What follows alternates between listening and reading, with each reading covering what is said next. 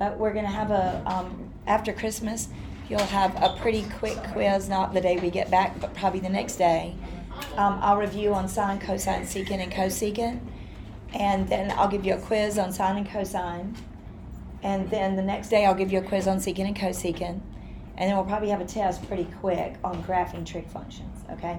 So you want to take today seriously as if it's just a week before the test or quizzes, okay? Now, I want to hold up Mia's. And if you see what she's really done is she's got her prototype, sines and cosines, and then she remembered to actually graph secant and cosecant. Okay, so some of you, about 3 or 4 of you, drew the sine wave or the cosine wave. And by the way, I kind of noticed in a quick homework check for completion, because always trying is a good thing. Some people I can think, it looks like to me, still need some work on shifting left and right, up and down, which we got to work on to get secant, get sine or cosine correct. In case you're wondering about delta math, I don't like the delta math on this, so I'm not giving it to you. On the shifting, I like it on the first thing you did, where you had to get the period and the amplitude correct. Just remember this. Let me go to my page. So here's sine and cosine, okay? They're wavy. In fact, in the real world, we can't tell the difference between the two because there's not some origin stuck somewhere. And so all you see is a wave, okay? People usually use, if they write in it when they model what's going on, a lot of times they choose sine. I guess sometimes they probably use cosine. But Alina could write this blue graph in terms of sine. I could write it in terms of cosine if I just shift my cosine graph over. Do y'all see what I mean? If I shifted this over, pi over 2, okay? Girls, these are secant and cosecant graphs, which is why I held up Mia's paper. I saw those on her paper, okay? Technically, what should you do on your homework to graph these? You should go back and erase these. You don't have to, okay? But I prefer that you either do it in a different color or dot it in, because your job is not to graph sine or cosine. So what could happen is I could teach you to graph secant and cosecant way back to how I taught you that you hated to graph sine and cosine, where you found a bunch of points. And it would feel crazy to you. You'd be going like, you know, these points would be like up here, down here. It would feel so random until you found enough points to finally connect the dots, which would drive you crazier than sine and cosine. But you see, it's really smart just to take reciprocals. Okay, so let's talk more slowly about it. But keep in mind on quizzes and tests, that's what I want to see, if y'all can see from where you are. I don't know. Can you see okay, Kate? Yeah. Okay. Now I'm probably about to stand in front of somebody. Let's talk more slowly than the last 5 minutes of class that I showed you something pretty intense for sine and cosine. And I know that's frustrating sometimes. I see that some in my surveys, like, gosh, you teach us something sometimes at the last minute, expect us to go home and try it. And honestly, I do read that, I do take that to heart if you say that. Some of them are just kind of funny and they're kind of fun to read. You know, one girl, I think in another class said, I said, what can I do to make it better? And she said, I'll learn how to do mental telepathy. You know, and then the question, what could she do to make it better? It's like, learn how to read my mind. Or, it's just kind of funny. Some people say, fight with Mr. Hillmore in front of us, or whatever. So, but I take it to heart, and I do hear it. If you had me in another class, you had that same feeling of, I go over some of the homework, or else I teach a new topic, and then I just keep this rolling thing going. But I really do it a bit intentionally, very intentionally actually. You realize when there's 10 minutes left and I know I have a new thing to introduce, I could just not do it and wait until the next class. I have that choice going on in my mind depending on the topic. You've seen me bail on some things and go, just forget it. We'll do it next class, and then you've seen me forge ahead. The reason for that is just to push you out of the nest a bit and to really be a good teacher for junior and senior students of excellence, that I force you to process and not just regurgitate. It's a really ugly word, but you're gonna have to process things later. And I want to give you sometimes a window into what I think about it and let you struggle with it in a safe environment. So anyway, I feel good about that sometimes. I do hope that you always feel like that in your confusion and your frantic, sometimes what in the world is she doing? Or what am I supposed to do? That I do always come and undergird it for you though. I always want to come back and make it really clear before a test and stay on it. And if I'm not doing that, please let me know. So here we are with secant and cosecant now in a little bit clearer fashion. All right, so if I were to graph y equals cosecant x, or theta or whatever, and you would be so mad if you walked in and seen sheets with, I'd probably need 30 or 40 points for you to find. Because what would happen is if you fill in 0, sine of 0 is 0. So what's the reciprocal of 0? Undefined. So that would be undefined. And so then what would you do? You can't even draw a graph. That could be a hole in the graph or a vertical asymptote or a jump. Remember different things we've looked at that were undefined at a point. So now you're just like, I don't even have anything I can do. Then you go to pi over 6 or 30 degrees. The sine of 30 degrees is 1/2. And so to find the cosecant, like on a quiz, you would say 2, right? So now you finally have a dot at pi over 6, 2. Then you go to maybe pi over 4, and you get, you would get the square root of 2 over 2. You flip that over, eventually it would become this. If you rationalize it, it just becomes that. Do y'all understand? If I rationalize that, we've talked about that in here before. You get 2 root 2 over 2.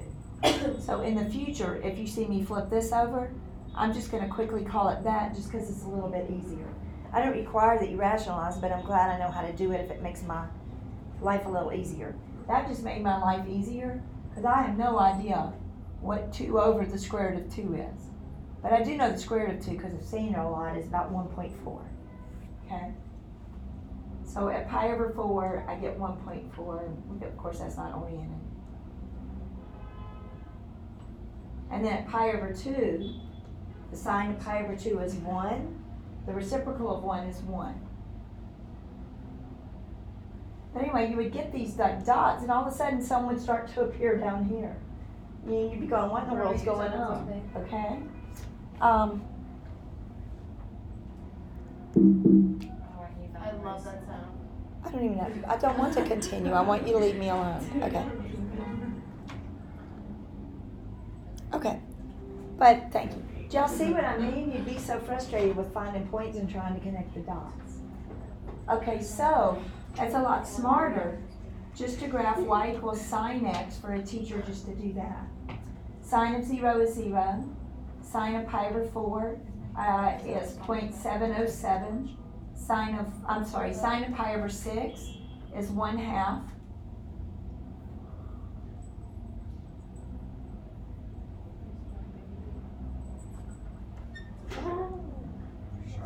So sine of pi over 6 is 1/2. Sine of 0 is 0. Sine of pi over 4 is square root of 2 over 2, which y'all got is 0.707. Sine of pi over 3 is 0.866. And sine of pi over 2 is 1. And then y'all know it comes back down to pi and then continues on in the negatives until 2 pi. And back here it's coming towards you. This graph is going 1, 2, 3, 4. Do you see how I just unwrapped all 4 quadrants? Sine goes all students, positive, positive. And then what does it do? After pi, it goes negative, negative. That's why it does that in that picture. And coming towards you, it's going 1, 2, 3, 4. So I like for you to graph more than one period usually, like this. Now, I just dotted it in because actually no one asked me to graph sine, okay? So now I know cosecant. I'm going to take a graphical reciprocal, okay, and a numeric reciprocal. I'm going to go, the reciprocal of 1 is 1. What's the reciprocal of 1/2? 2. The reciprocal of 0 is undefined. Now, as this gets smaller and pink, what are its reciprocals gonna do? Yeah, Nazareth, we're going to like 1/2, 1/5, which reciprocal would be 5, 1/10 reciprocal would be 10, 1/1000th reciprocal would be 1,000. And so this one actually goes off to infinity, while its reciprocals headed towards 0, smaller, its reciprocals are getting infinitely large. Because how close can I get to 0? Infinitely close, okay? So every time it's 0, I know I have an asymptote. Something I stopped and said in this small class, I'm looking at your homework. Those asymptotes, the width of them, should guide your U-shapes. Okay, they're there for a reason. If you've got these big old asymptotes, this little skinny U-shape, something's wrong, all right? Because it fills it up. And y'all see as these go down, these are going up. The reciprocal of 0.866 is, that's about 1/810. Let's see. What's the reciprocal of, y'all don't have your calculators now. I do. If you put 2/√3 for me. Hey girls, what I'm doing is, and sometimes our sign is √3/2, which is 0.866, so I'm getting her to flip it over for me, 2/√3. So just 2/√3. What is that? 1.9. 1.9, okay? 2/√3. So when this was Oh, wait, no. 0.866, oh, sorry. Okay, 2/√3, just 2/√3. Okay, 1.15. 1.15. All right, did y'all see when this reciprocal was really close to 1? When I took the reciprocal of it, it was just on the other side of 1. Think about this with me.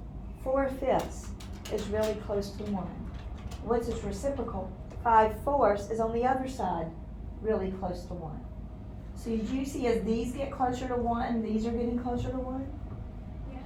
And as these are getting closer to 0, as the fractions get further away from 1, they get smaller, so the reciprocals get infinitely bigger, okay? Then what's the reciprocal of -1? What's the reciprocal of -1/2 is -2. So do you see how you get that down there? So technically, I should come in and erase this. That is not the graph of cosecant. I just used it to help me take a physical graphical reciprocal. So I should see a bunch of U's. I think most of and I'll show you what I did. Is it called a graphical reciprocal? If you Googled that, I'm not sure what it would say, but yeah, it's a picture. Yeah. I mean, I am literally taking the numeric reciprocals also. Yeah. But after a while, you do this. Sorry. After a while, you do this, and then you meet the amplitude and flip it over. Yeah. Okay? All right, now, so this is what I'm talking about, girls. Do you want it? Yeah, I like that a lot. Okay, girls. Yes. All right, while we're having less discussion, open the window. So this is what I require. If you're graphing secant or cosecant, you put in your prototype like this. I can be kind of fancy. Perfect. All right, if I'm graphing secant, okay, I'll do this fancy thing. Y'all ready? I'm gonna graph cosine instead. That's a dotted line. Ugh. Yeah. I said I was gonna be fancy. Tech is really going so Okay. far away from us. So a dotted line to me means it's not really there, right? It's supposed to be invisible. Okay, now I'm ready to graph secant, so it goes really fast. Everywhere it touches your midline, you have an asymptote. And then Kate, you and I are gonna take, my word, a graphical reciprocal, Yeah. okay? These look best if you kind of do go through, some of y'all counted really big, most of you. And so it's hard to actually fit it on your page, but it might be better to do it more concise, okay? Then I meet the amplitude and turn them upside down. What I'm thinking is that reciprocal of 1 is 1. The reciprocal of small numbers is big numbers.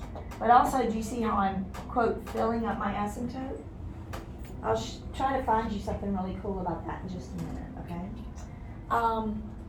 And so you have these series of, sorry, I need that one, of up and down red U's, okay? So that's what I'm looking for. Labeled. I haven't labeled it. All right, so let me see if I can find what I'm looking for on Desmos, because they usually have a really good application of this.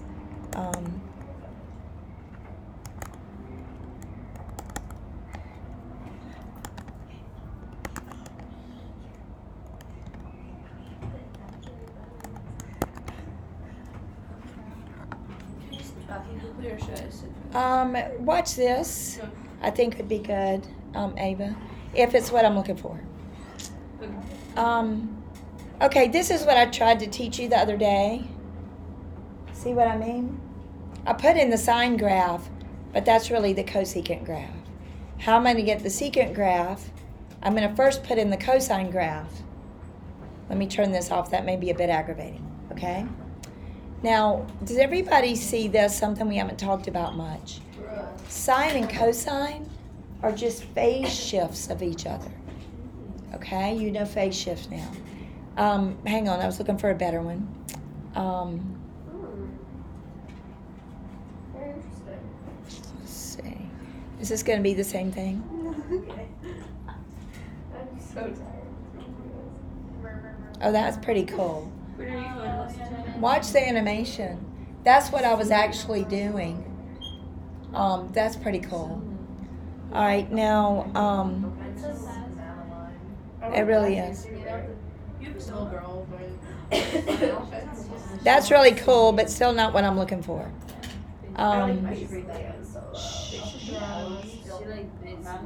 She basically carries. I did have a solo, and then I got. Hey girls, come back to this. Her solo is just comfort. Eloise is not an orphan at all. It was mine. Oh, And then It there's was then mine. I got surgery. Dork Diaries. Oh my gosh. Yes. Yeah, but I thought it was weird, so I stopped. Roger Heffley is so funny. Do we have class on Thursday? Manny So funny. I think so. We'll double check. Oh, Is it like real class or can we like have a party? Greg. No. I will have class. You know me better than that. What's I Greg know. Heffley's dad's name, anyone? oh, how do you know The mom's Susan. Who? Greg Heffley's And dad. I go with the kid. Oh. Is the dad named? I think it must be dad. Literally. Why It's would- Susan is the mom's name. Is it Susan like Heffley. Craig or something? Could not be Craig. Craig and Greg? David? No. What? Is that Leonardo? Luigi? Oh no, it's Bob. Constantine. That's what it probably was Bob, honestly. Bob. Wait, is it Lee Rosenthal? Okay. I'm going to give up looking for it, but let me show you what I was going to do. This is what I was hoping for. I was hoping for an application that would let me do this. And I've seen them, I just am not going to be able to find it right now. I don't know. I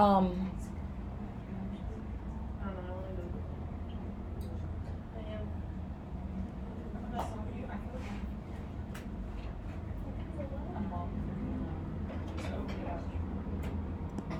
So you know whose mom is? Okay. Can we leave after school? You're not supposed to, but you can. Okay. Well, I mean, you shouldn't, I will. but we all will. Okay. Yeah. This isn't a really good illustration. What I was really hoping for is somewhere there's animations that I've done before in class where I can actually stretch it out this way. That's what I was really hoping for. All I can do right now is just pull on this and it's going to get bigger. Now my point is, as the asymptotes get further apart, do you see how the U's are getting bigger and bigger? So what I was really wanting to do was show you that, but I might find one in a minute. All right, let's go really slowly through one of your homework problems and talk about what I expect you to be able to do. Hey, Mrs. A, what did you just say about when what gets farther apart, the asymptote? The asymptotes, I wanted to, there's some animation I can click on it Yeah. and I can pull the period of cosine to be bigger and smaller, and then you'd see the secant Okay. following it in So- between the asymptotes. As like the phase shift gets farther away, As the- asymptotes get farther. No, the period. as the period of the graph stretches and shrinks. The asymptotes move. The phase shift is just going to shift it over. It's not going to change the size of it. I can't find my worksheet that I brought up with me. So, Mia, would you read me the first one, number 1? Y equals 4 cosecant 2x. Okay, so first thing I would do is graph y equals, in purple, I would graph y equals 4 sine 2x. The amplitude is 4. I didn't get a chance to do this the other day, but everybody watch. I don't think I'll do this to you on a quiz, but I would on a test. So listen up. If you have to stand up and answer, you might want to do that. I'm sorry, she and I have an agreement that I have a few students that walk around the room to stand up. You didn't have to, but you can if you want to. Yeah, sit when you need.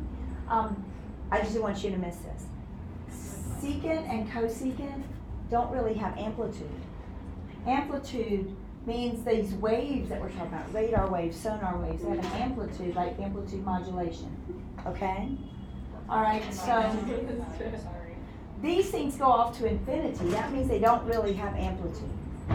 But we still will probably loosely use the word, but technically I should call it something like stretch. How does it affect the graph? Depending on the amplitude, your U will be further away from the axis or closer to the axis. If your amplitude is about like this, as opposed to if your amplitude was like that. Do you see if that touches the amplitude, but that touches the amplitude? Yeah. Okay, and that U is not nearly wide enough to match these reciprocals, by the way. All right, so anyway, the amplitude is of this graph. This graph does not have amplitude. It has stretch. The period, still the same thing as 2 pi over 2 or pi. I'm going to count by pi over 4. And girls, what's my phase shift of this graph? 0 over 2. 0. Okay? Is there anything added or subtracted in there? Like 2x minus pi? So Kate set it equal to 0 and she got 0. What was the vertical translation? 0. Thank you, Kate. You're my star student right now. Yeah. Do y'all see that we get the luxury right now of our target, our starting place being the good old-fashioned origin? Okay? All right, so now I'm going to go to the origin, and here's my target. But girls, I don't care where this lands, you should still be able to do the same thing. Pretend like you're going to graph a sine. I'm going to make your life a little easier, so I'm kind of sorry that Anya's out. Maybe I'll keep doing this when she comes back. I'm going to count by pi over 4s. 1 pi over 4, 2 pi over 4, 3 pi over 4, sorry, that should be pi over 2, 4 pi over 4.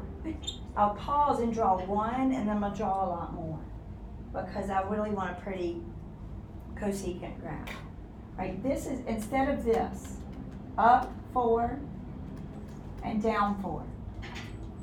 What's going to happen is my graph right now is an amplitude of 4, which is going to move those U's further away from the axis.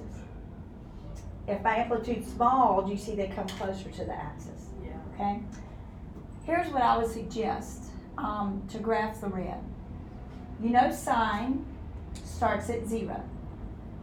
And instead of drawing in the dotted line, I suggest you just do this. At the next point, wouldn't you have gone up high? And then you would have gone back to the midline. And then you would have gone low and come back to the midline. That way you don't have too much drawing on your paper. Like it could get kind of messy looking for all of us, couldn't it? Yeah. Okay?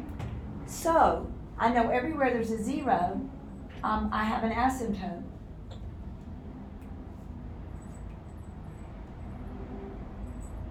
And then you always touch these high points, touch them, and take the reciprocals within the asymptotes.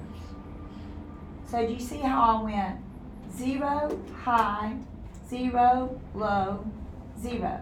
And I could keep going high, 0, low, 0, and continue my graph. At the midline, I have an asymptote and an asymptote. Right here it touches high, and right here it touches low. Sorry, it wasn't very oriented over there. I saw your sister in the nurse.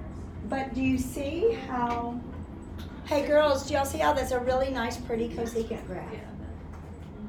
If you want to actually draw the sine wave in there, you can, but technically it should be dotted, okay?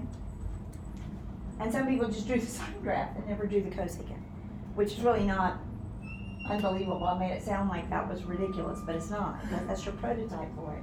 But you're just one step away from getting the right graph. So Anya, what I was telling them is instead of drawing that red graph, I'm afraid if I hit the undo button on this board, it'll all go away.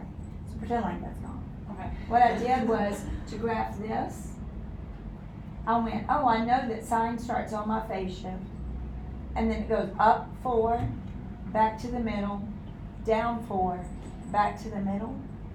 And so I really never have to draw this part.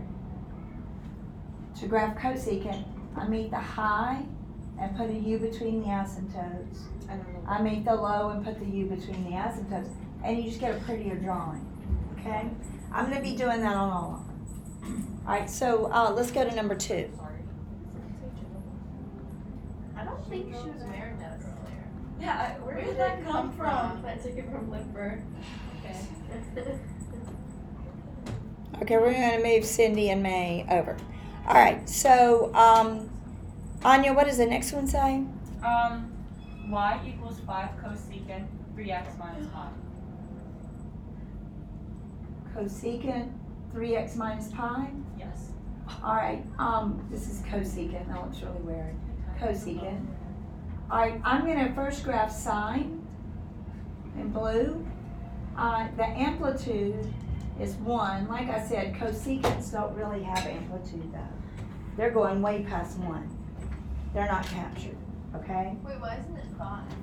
Oh, was there a 5 that I didn't hear? Yes. Oh, well, number 2, there was a 5? Yeah.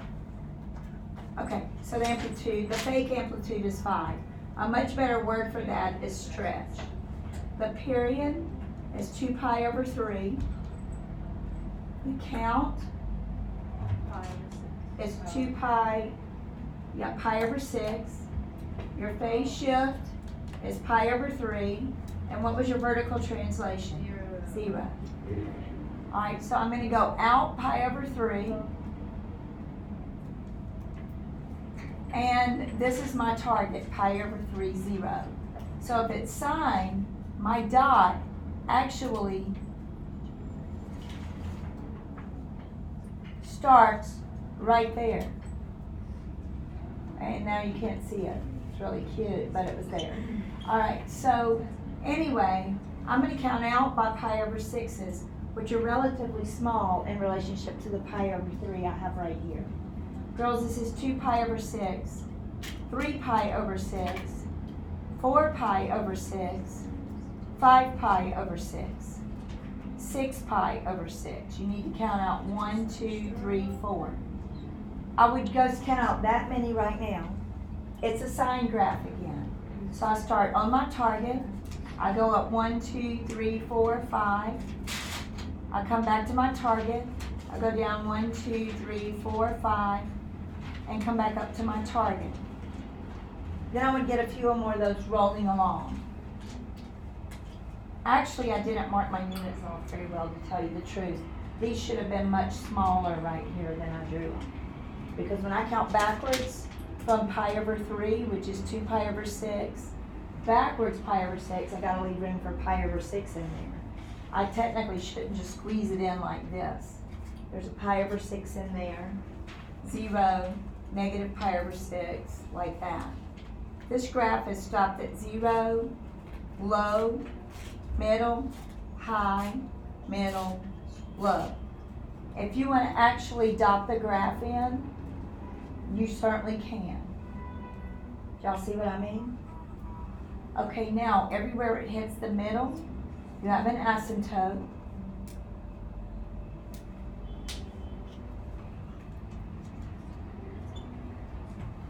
And then these U shapes meet and fill up that asymptote. Sorry, it looks so bad on this board. It kind of should look really pretty on the board. But you should upward U, downward U, upward U, downward U, upward U, downward U. Okay?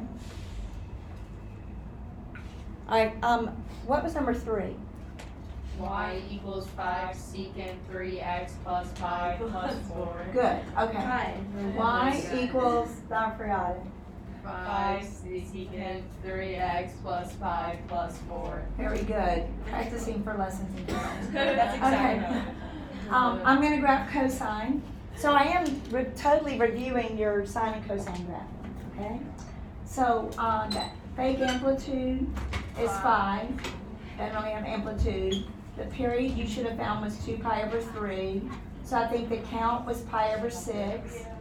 And the phase shift, negative pi over 3.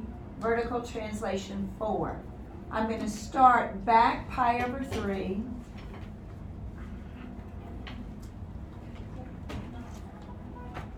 Up 4.